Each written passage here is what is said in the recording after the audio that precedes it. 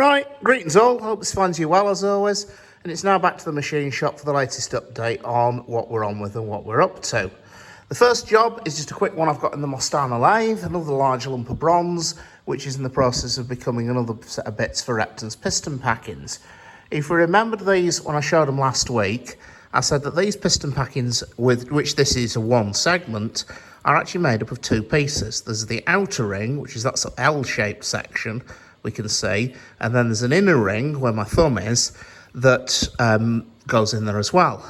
Now this piece of bronze here is well on the way to becoming 9 of those inner segments. What I've got to do is turn the outside to 4 inches diameter, put a 2 5/8 inch hole at the middle as I did with the outer segments, and then very simply part them off at 3/8 of an inch thickness, and then that's done. All we've now got to do is take the outer segments, put a 3/8 counter bore into them, and we can then finish them off and get them cut and riveted together. So that's just another quick job that's coming along. If anyone's wondering why we're using solid material rather than cord, there are 2 answers. The first is that we struggle to find cord material in the right grade, in the right size. And the second is that if we go for solid, this material is actually far more versatile, and it will do a wide variety of packings. So it'll do Reptons, it'll do Black 5s, it'll do standards. Whereas if we just bought material suitable for that one size, that material would only do that job. So there is method in the madness, honest. Okay, right, another quick job that's progress from last week is, you'll remember that I said that my apprentice had been taken under the slightly grubby wing of the one and only Dougie Foster, a legend in his own lunchtime hour, Dougie, and they made a start on pressing out the bushes out of Repton's motion. Now, as you can see, there's one of the bushes there come out of the expansion link. These bushes, incidentally, have all been pressed out because they're all worn oversized for various reasons. And then you can also see on the trestles and on the shelf here, there's a lot more bushes been squirted out the various things, from the combination levers to trunnion bearings for the expansion link to the lifting links. And all of these are to be renewed. I like to do it this way because it's very simple. If there's a bush in the hole, it's fine. If there isn't a bush in the hole, it needs renewing. Now, I've also, as part of this, also been rounding up all the pins for the individual bits of motion, as you can see, and starting to ensure that they're in the correct holes. So we've got the pins to hand to measure the size as well.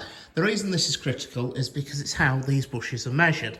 The aim is to machine the bush so it's a press fit into the hole. This is one of the trunnion bearings. It's a press fit into the hole it goes into, but then whatever runs in it is a running fit in the bush after it's been pressed, ideally with no tweaking or reaming. Now, to do that, we need 2 numbers. The first number is the outside diameter of the hole. Now that's, in this case, these aren't genuine numbers for a piece of motion, incidentally. These are numbers I've just pulled out of thin air. So we've said the hole has a diameter of 2.518 inches. We've also measured the pin, and we've said that has a diameter of 1.725 inches. From there, we consider our fit. Now, we take the press fit and the running fit with the same allowance. That is 1/1000th of an inch per inch diameter. So the running fit, the hole for every inch diameter will be 1/1000th of an inch bigger. And for the press fit, the bush, for every 1/1000th of an inch diameter, for every inch diameter the hole is, the bush will be 1/1000th of an inch oversize. So, if we then do a bit of mathematics, so for the outside diameter, it's dead easy. We take our measurement of 2.518, it's 2 inches, add on 2 thou, and we end up with 2.520. Now, the little tolerance indicator, and I don't often do these, is to remind me that it has to be on that size. It can be a thou over. We'll get away with a thou over size, but it has to be on that size. It can't be undersized, or otherwise it won't press in properly. The internal diameter, we take the pin size, which is 1.725, and we make that by adding on 2 thou into a hole size of 1.727. Now, this is where we have a slight problem, and I call it the squash allowance. Because when that bush is pressed in, the outside diameter shrinks slightly. It usually shrinks by about half of what the press fit is. Now, what that means is that the bush deforms, the internal decreases as well. So I always add a squash allowance, which is precisely half of whatever fit for the press allowance I've put on. So that's 2 thou, half of that's 1 thou, so we actually machine the bush with an internal diameter of 1.728. We machine it to those dimensions, and then with a bit we press it in, and then assuming the hole's round, assuming the bush is true, and assuming the pin's true, it should press in with a force about half a ton, and it should also be a smooth running fit on the pin. Quite simple, really. We've done quite a few of them, and we usually get them right. So that's another job that's well on its way to being finished.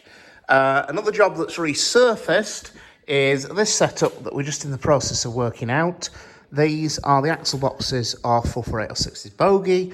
They've had the thrust faces on the side of them built up with white metal, puddled in by Sean Bowler, and they now need machining to size. We're going to do it on the horizontal borer because we basically can't easily do it on a mill because there's no reference faces on the sides to use at all. The only real datum face is the thrust face on the end where it goes onto the journal. So we're going to sit them on there, dial them in, machine one side, spin it round 180 degrees, machine the other side, and as you can see we've got a Farkoff end mill all ready to go into the machine to be set up and done next week. So that's another little job. Incidentally, don't mind the water on the floor. We had a minor flood in here this morning. The water main outside the boiler shop burst and it all came in quite merrily. So just one of those little entertainments. I do love a paddle in the morning. And on a similar related note, I would like to give a very quick shout out to Tom Lee's mum. Tom Lee is our new apprentice in the boiler shop, and his mum is sending him in with packets of biscuits on a regular basis to give to us. So thank you very much indeed, Mrs. Lee. Very much appreciated. I'm not saying you know our way to our hearts, but you certainly know the way to our stomachs. So cheers for that, love. Anyway, moving swiftly onwards. My volunteer Brian's been in again. These are going to be two new fittings for the J27's gauge frames. We just need a thread cutting onto them, and Brian's done a lovely job there. The only reason he hasn't threaded them is because I just want to be absolutely sure of the dimensions before he threads them, because the dimension I have quoted, the pitch just seems odd to me. It's quoting a 12 TPI thread on a Northeastern Railway gauge frame fitting, and if you've machined as many of these things as I have, you tend to suspect, hang on, Northeasterns are usually 11 TPI, so we just want to check that before we do any more. But he's done those today, a lovely job. He's got another job set up for him tomorrow, which is a bit for the crane. We need a new one of these, which is a drain bung out the steam pipe. We need it with a bit of a better hexagon on the end of it than that. So he's got an old washout plug, he's got a sample, he's got a drawing, and he's going to rattle us two of those out tomorrow. Now, he came in today, did his bit, cleaned the mither down, and I've probably covered it in swarf again. This is a little quick job that's come in because although the repairs are still ongoing, now we're running, we've also got washouts and running repairs. And this is a nut off the drain cock pipes of the 9F, which needs its thread gently revitalising. It got a bit damaged, and so what I'm doing is gently chasing that thread out. I've just set it up in the chuck like that, and I'm then using this piece of equipment, which is a thread chaser. It's basically a piece of tool steel which has the thread profile ground very accurately into the end.